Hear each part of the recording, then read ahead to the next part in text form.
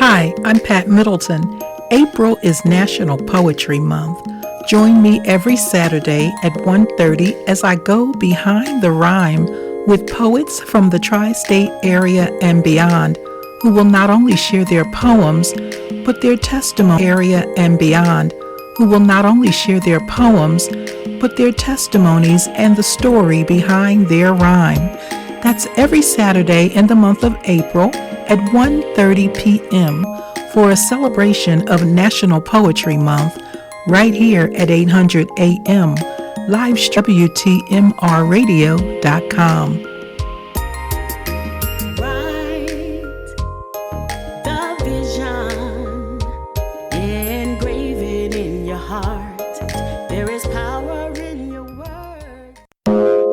Well, good afternoon once again, and welcome to another episode of Behind the Rhyme. I am Pat Middleton, and we've got a great broadcast ready just for you. But before that, this month of different, I'm beginning each interview with a poem of my own, and so let me just share the poem really quickly and jump right into our interview with none other than Mr. Todd Evans.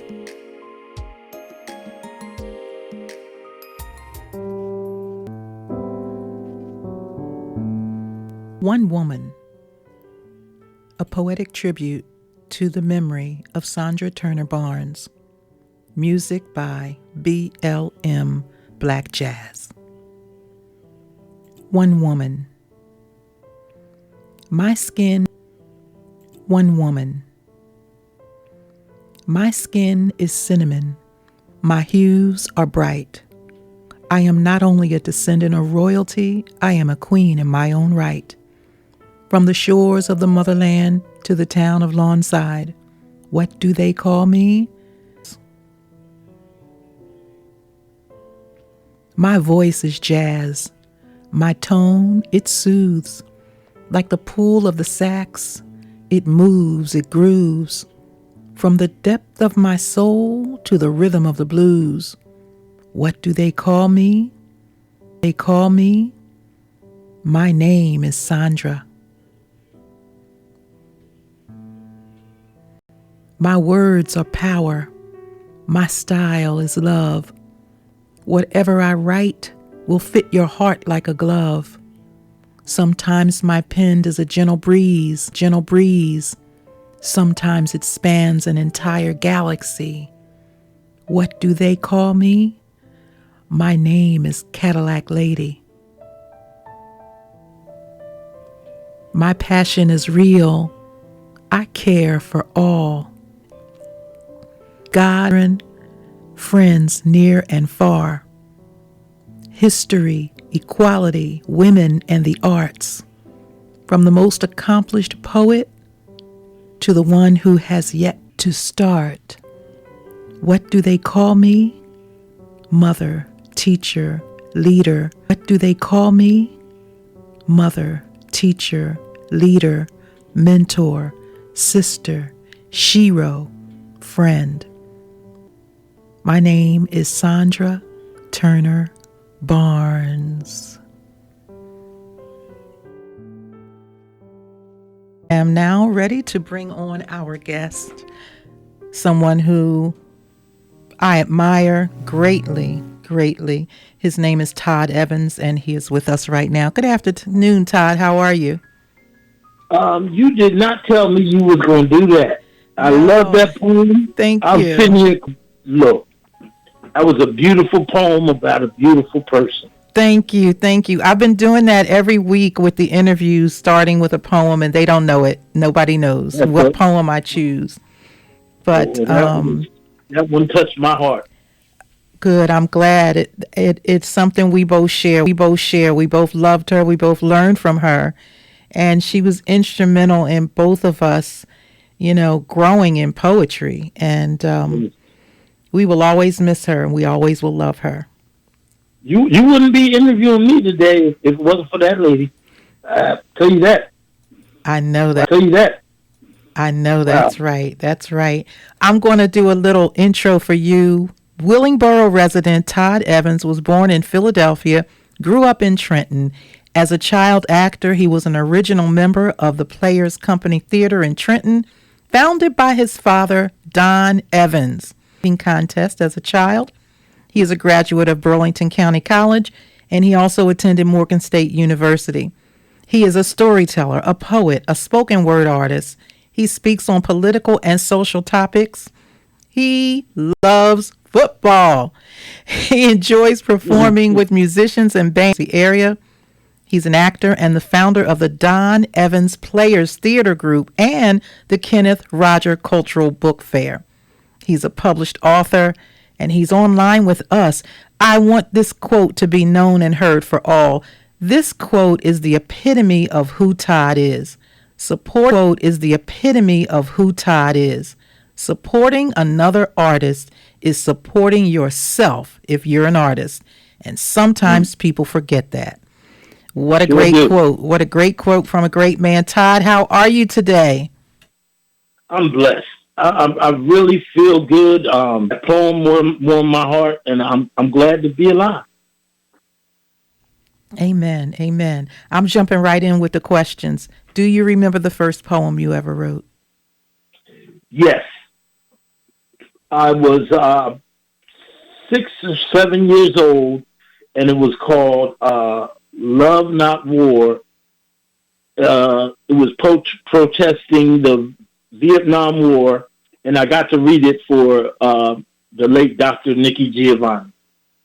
Wow. You mean you were a poetic civil rights activist at 6 or 7? Poetic civil rights activist at 6 or 7 years old? Yeah, I kind of grew up writing. It was in my family, and my mother really instilled it in me. And my father was a pretty famous playwright and also a college professor. Pretty famous playwright and also a college professor. So he had folks like Nikki Giovanni and them coming to speak at the college he worked at. So I lucked out and got to read a poem to her, and she bended over, she kissed me on my forehead, and she said, "Until I stop, but I'm glad that I'm back in it now." Yes, yes, we are too. We are too. So, who is your favorite poet and why? The lady that you just read about, Sandra Turner Barnes. Sandra Turner Barnes. Because she changed my life. And I had a love and a passion for writing. And I took a wrong turn, and I got involved in the streets and drugs. And I totally put down that gift that God had given me. And after some time, something changed in my life where I didn't want to do what I was doing anymore. And I wanted to write, and I wanted to do poetry. And I called called Brother Daoud Bey, who was about coming to the event they had, Poetry in the Park. And I came there. I believe you were there. Yes. And my poetry still is rough, but back then it was like rough. And Sandra took me and showed me everything she knew and tried to be today. So I would have to say her. The poet you are today. Yes. Not try to be. You are that poet. Okay, yeah. You are that poet. You are walking in your gift. And that's what she would have said, too. You're absolutely right. Yep. Would have said, too. You're absolutely right. Yep. That's not right. Yep. She would have corrected you. Well, let us... You're published now. So I want to ask you one more question, and I'm going to pause for you to share some poetry. Okay. Okay.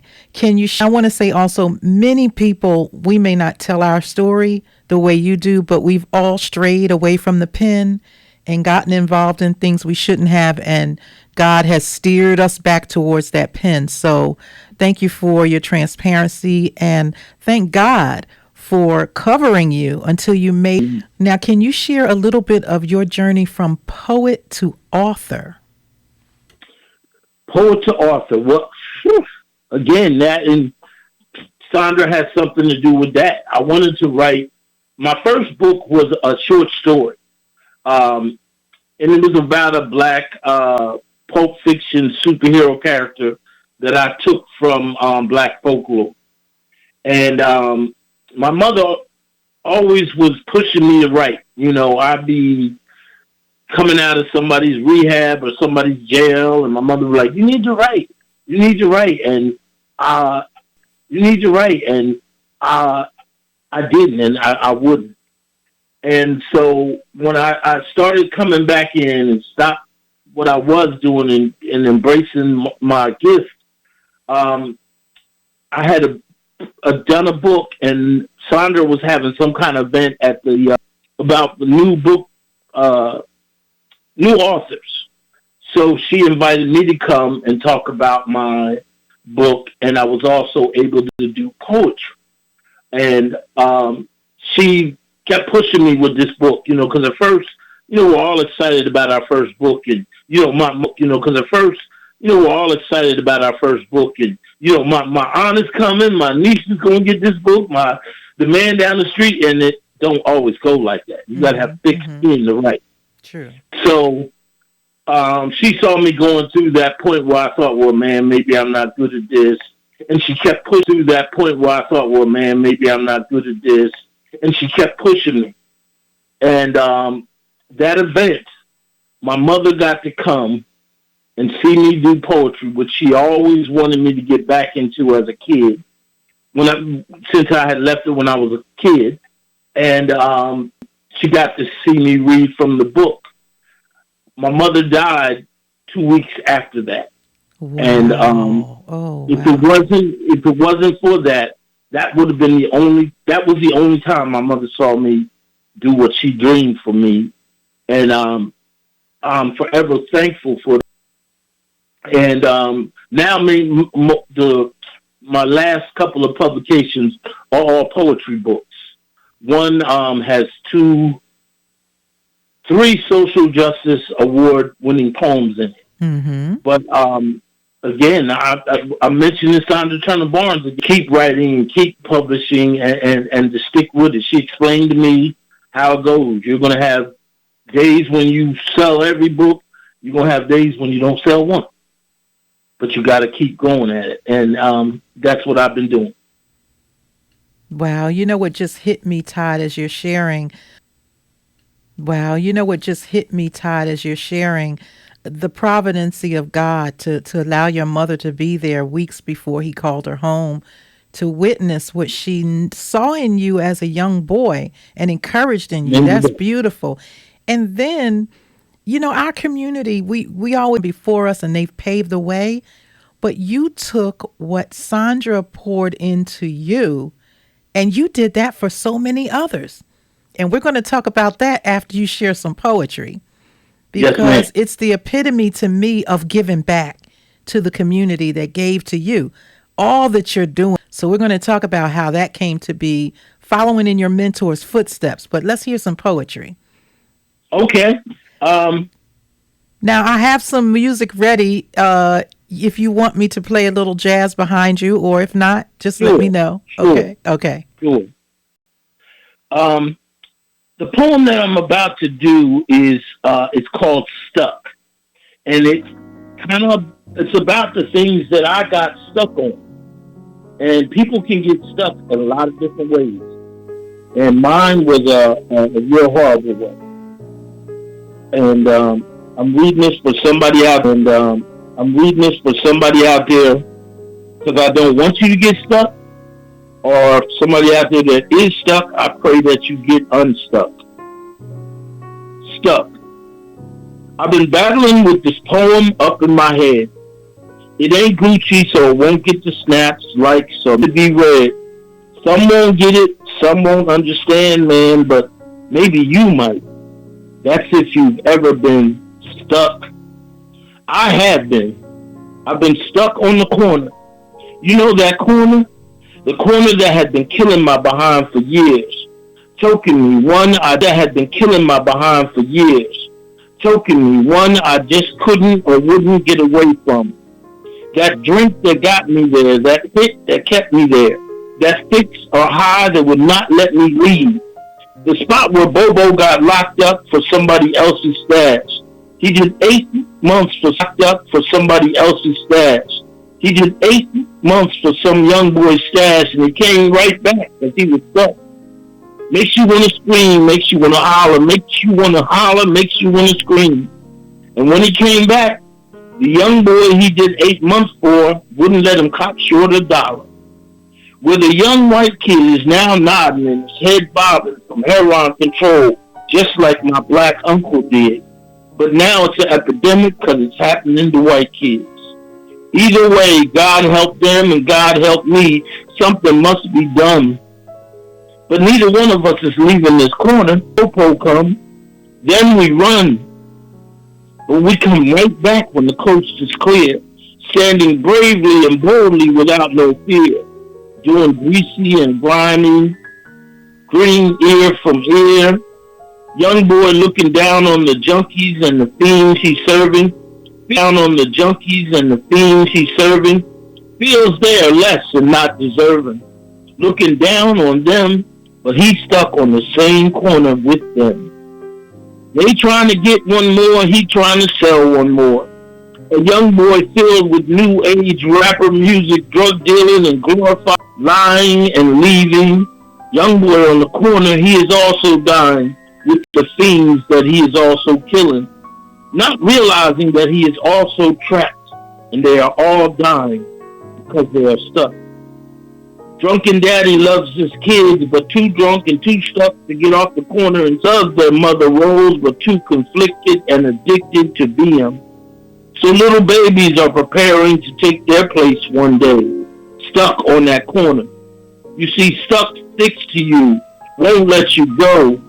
Junkie who did get free is still stuck, cause now he looking down at me. He looking down at me where he used to be, believing that he's better instead of being thankful that he's doing better. Don't he know that in the blink of an eye, just one drink and one high, he could be back on that corner stuck and ready to die. So yeah, I write rough, but I write for those that are stuck, cause I've been stuck. And I don't want to be stuck. Have you ever been stuck? And Wow. that's stuck. I mean, snaps, claps, and applause. Wow. That was real. That was real. It's a hard write, but I needed to get it out of me. Mm-hmm. And I like the line, the young boy's on the corner, and he's not realizing he's trapped in the trap. And he's also dying, yeah. Yeah, Wow. sad. He's also dying, yeah. Yeah, Wow. sad. Wow. Thank you so much for that. Do you have another? Yes, that's the first time I've ever read Stuck. Oh, wow. Yep. Watch the Thank closing. you. Thank you. And I You're forgot to welcome. call. And Yes. with time, we'll have the story behind that name. It's such a powerful moniker. I love that. Son of Black. Okay, so give us one more, and we'll jump back into the interview questions. Okay. This poem is called Watch the Closing Doors. It's a spiritual piece, and it's not about what you think it's about, what people may think it's about. It's about something totally different. Watch the closing doors. Oh yes, watch them. See, that's what you do while you're busy closing shut all those doors around, closing off blessings and connections, everything around you that's sacred and true. And that's when you realize that the fool closing the door on you is you. This poem is what you may need, so listen up and take heed. Because, man, I wish you hope and I wish you God. This is a spiritual piece, to say the least. Because, you know, I was trapped in the belly of the beast. And on my soul, the devil was having a feast. But the Most High had me in his eye, and I don't know why, but He put grace all up in my face, and he blessed me, opening many a door while I would just go behind and bust my behind to close each and every door he opened for me. Because I didn't see what he saw in me. But now I'm learning to bask in his glory, so I write more about the God in my story by telling his story. We can have the gratitude and knowledge to walk right up to his blessings and walk right through his open door. See, one way of life leads up and you're doing swell. And one way is all messed up and it leads straight to hell. So please, watch them closing doors and at least closing them no more. Wow. So much in that poem, so much meat. The closing door is you. The Most High had his eye on you and you don't know why. And then you said something about grace and up in your face. Yes. That's brand new. I wrote that 2 days ago. Get out of here. Yeah. Wow. The poem is about me. It's about you. God had opened the door for me. Something that I really wanted. Opened the door for me. Something that I really wanted. And I wanted this door to be open. And at the same time, I was thankful for it. I was, in my mind, thinking about something else, how I could close the door that he opened for me. I'm like, while he's blessing you, you're not even taking time to appreciate the blessing. And that poem came out of me. Wow. I love your transparency. It is so free. And the other thing about you is you'll share your poems on social media. You'll share your poems with other people. And there's an honesty to your poetry. There's a rawness and a realness and an honesty to your poetry. And I love that. I appreciate that. Yeah, I tried doing that in church one time. I was invited somewhere. Yeah, I tried doing that in church one time. I was invited somewhere, and I was kind of there with my poetry. And somebody came up to me afterwards and was like, "Wow, that was really brave." But it wasn't a compliment. It was more like, "Oh, why did you do that? Like, why did you tell us all of that?" You know. But yeah. And Miss Runette from Philly and Miss Victoria. Oh, yes. The dynamic duo of the pen. Yes. Yeah. Those are the folks who helped me because in the beginning, well, you was there. My poem, it still was edgy. It still was raw. And they pretty much told me, like, Todd, you have the ability. You could perform in a club. You could perform in a church. You could perform in here. You could take your message so many places. But the way you're writing it now, could you take that poem to a church? Could you do that one at a wedding? And it got me to be mindful of what I was saying, and how I was saying it. Do I need this word here? Do I have to do that? And it was a big lesson for me. And I love that as well because one tweak here or there and it opens so many more doors as you were saying about those doors.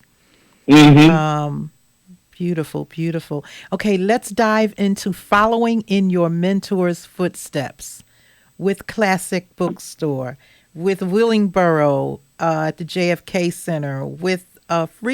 Why didn't I see this one? So tell us about how you started the ball rolling of opening the poetic door to other people. Well, I had so many people. I mentioned Sandra. I mentioned Lunette and Victoria, the late great Lunette and Victoria, the late great Doc Long, a famous poet from Trenton, New Jersey. They all poured into me, and I loved going to Poetry in the Park.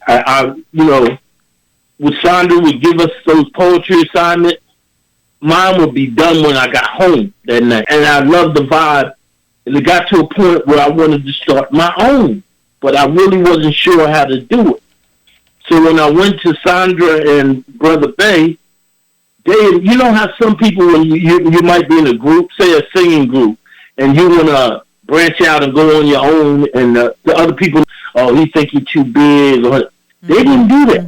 They got right in there with me and showed me how to do it and attended everything. Every open mic that I started, they were involved in helping me or somehow mentoring me how to do it. So I made sure that. I try to pass that down. Like Classics is one of the oldest open mics in the tri-state. It's going on close to 15 years.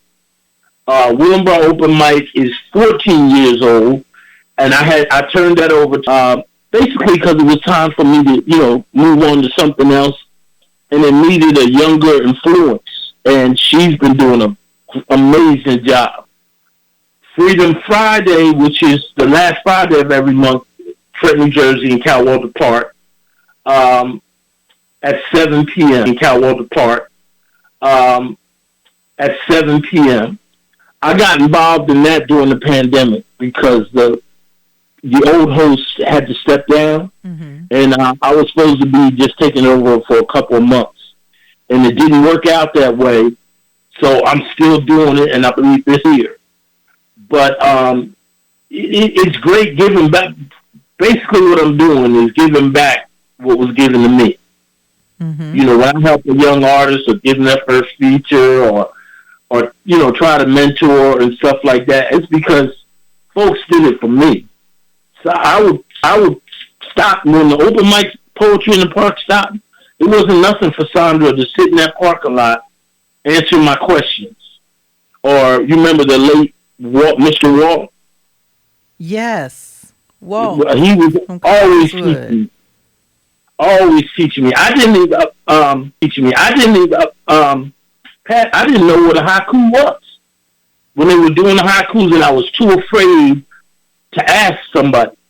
So finally, I went up to Mr. Walt one night. He stayed out there in that park with me a good half an hour after, explaining it to me and poured into me that I can't help but pour into somebody else. It seems that they didn't just pour into you the art of poetry, but also they empowered you to do the same thing that they're doing, to open the doors for other people, and then open to other people is just mind blowing, because not everybody will do that.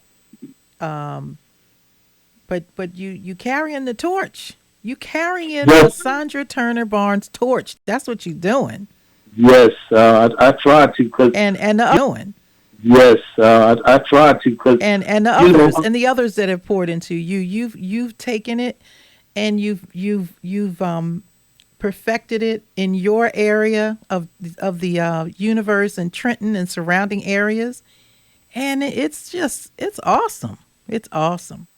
I have a crazy work schedule, or I would be more supportive, but I'm supporting you. I'm cheering from the sidelines. I'm cheering. I'm like the cheerleaders on the sidelines and the stands. I'm not on the field right now, but. Well, wait. I got one question for you now, if I can ask. Because if I'm thinking right, how long you been doing this? Oh, man. This is my 12th year. Not consecutive, because I did take a break for a few years, but from 06 to 13, and then from 22 now to 25. It's just my passion. In that work, it's just my passion. In that work, I was thinking about that earlier today, because I remember I was on here one time with you before back in the day. So I was like, man, how long has she been doing this? And you've been serving the community with this amazing show for a good amount of time, and that show. Hold on just 1 second. We got to take a little break. Yes, ma'am.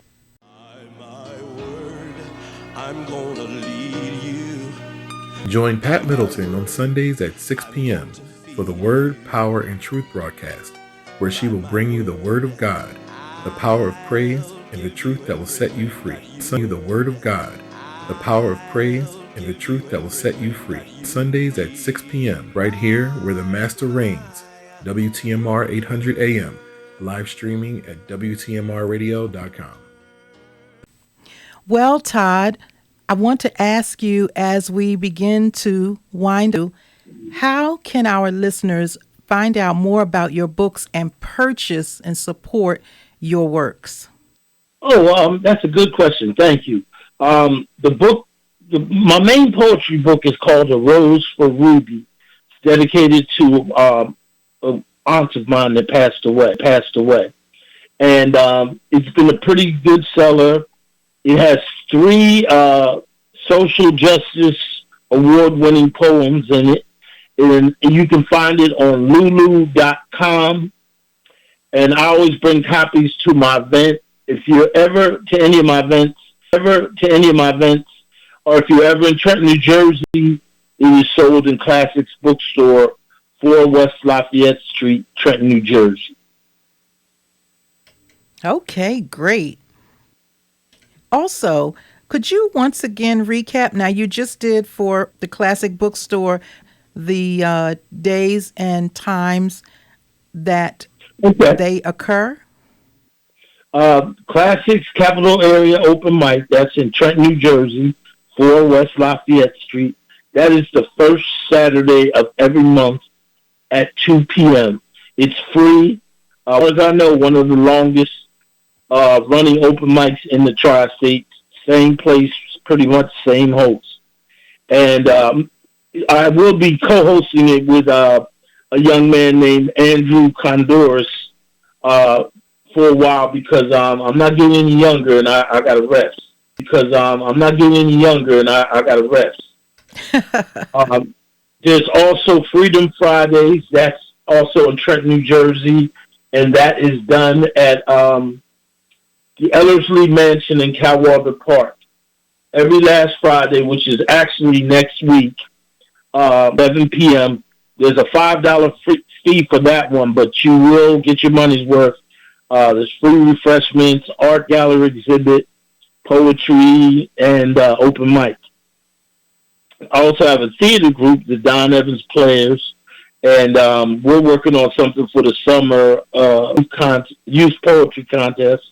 And I'm in a play called The Things They Said that is coming up in June.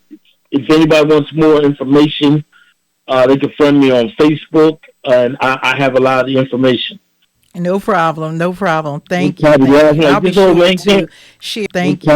I'll be sure to share any poetry events here on the show every Saturday from 1:30 to 2. Okay. So we can try to help spread the word. Thank you. I will do that. You're welcome. Now, I want to ask a question that Sandra to go, and there was an organic question that popped into my head as I was talking to her. And ever since then, whenever I do an interview, I try to ask the poet this question. You ready? Yes. Where has your poetry taken you? Where has your poetry taken you? Wow. Good question. Well, this former junkie, inmate, alcoholic, performed for the governor of New Jersey at his mansion years ago for Black History Month. Wow. I've been the Social Justice Award winner. There's a poetry contest going around, the Social Justice Poetry Spoken Word thing. And I've been a winner of that 2 times. I now am like a spokesman for the event. And I've went on tour in various places performing with my younger brother's jazz band. He's a Grammy nominated jazz artist by the name of Orrin Evans. So I think it has taken me. I think it has taken me a lot of places that I would never thought that I would ever be at, and it's also allowed me to give other people opportunities. So I think it's taken me really far. I am a witness of that. Todd, when's your next hints about that? My next book project, I'm kind of in a quandary because I want to go back to my short stories, um, short story project that I had going on called Urban Heroes. Mm-hmm. Oh, I like And the title of that. yeah, it was pretty cool. I took Oh, I like and the I title of that. yeah, it was pretty cool. I took characters like John Henry, Shine, Stagger Lee from our black folklore and kind of modernized them and made like black pulp fiction. But I also want to do something that needs to be in a book again. And I've been going back and forth for which one to do. And I think as I'm getting help with my events, I should have the time to be able to do both. So Mm-hmm. that's probably what I'm going to do. I'm going to start working on both projects. I have been trying to broaden my fiction writing abilities, and it has been a challenge. But I'm not gonna I'm not gonna claim defeat just yet. I'm still Nope, trying. you got this. Now, this is my last question, and it's usually a two part. But I'm going to ask it as a one part. Okay. We've talked about how your poetry and how you have been a blessing to others. How has the gift of your poetry been a blessing to you? Uh, I would say I would say it is like a redemptive type feeling. I hope redemptive is a word, It but is. because I did a lot of crazy things out in the streets. I did a lot of crazy things to my family. I hurt people. And my father was a famous playwright, and I was brought up in the arts, and I was on track to accomplish some things, and I totally dropped the ball. Um, I got back into it, and I thank God for that. The guilt and shame that I used to feel, I don't feel as much feeling from those that I give their start to and help them out and give them access. I mean, I call Sandra, if I had a question about poetry, I would just call Sandra Turner Barnes. After I called her, I was like, wait, should you have called her this time in the morning? Or should you have called her this time in the morning? Or should you have done that? But she never, said, "Oh, it's 8 o'clock in the morning." Or she always took the time to explain to me whatever it is, or show me whatever it was. So I try to do that for others, and I so I try to do that for others, and I do get I get something out of that because I need to give a lot back. Well, you do. You have and you do. And I want to say something to you. Your story of redemption, the redemptive power of poetry in your life, and the way God has used his gift to you of poetry to redeem you. Now, if you think about it as, that saying, family over everything. Yes. All right. So I look at it as and then there's a line, and then there's everything else. So when we talk about redemption, you've been redeemed, Todd. So when you draw that line under the word redeemed, it's everything else is underneath that. And so Yeah. you're Okay. on the other side of everything that, you went through to get to where you are. Everything that, you went through to get to where you are. Wise words. There's a saying in the Bible that God throws our past into the sea of forgetfulness. We remember more than he ever will. Because once he's done with your past, he's done with it. Yeah. To the point where we're done with it as well. Not from telling it as a tool for reaching someone else, but for hurt of ourselves and regret and shame. That part of your story is done. You're now on the other side of all of that. I just wanted to say that to you. I hope that's That okay. makes a whole lot of sense. Can I add one more thing to that answer? Absolutely. The other thing that I get out of it so much is the people I have met. Like you, I knew your late sister, I knew your late mother. The family vibe we had at Poetry in the Park. You had a friend of mine from poetry on your show last time, Marion Parrish. So Yes. I can't tell you how good it feels. All the amazing and great people I have met through doing this. And I'm It's very truly been a appreciative. family, a poetry family in every sense of the Yes, word. yes. All right, my brother, I'm going to wrap up now. And thanks, Todd, so much for being with me on today, for taking time out of your schedule. I appreciate it. I appreciate your story, your gift, and all you do in the community to further the gift and the arts, not just poetry, but your acting, your work with the Dons Evans Players Club, and all of your endeavors to make. Thank you again for being with me today.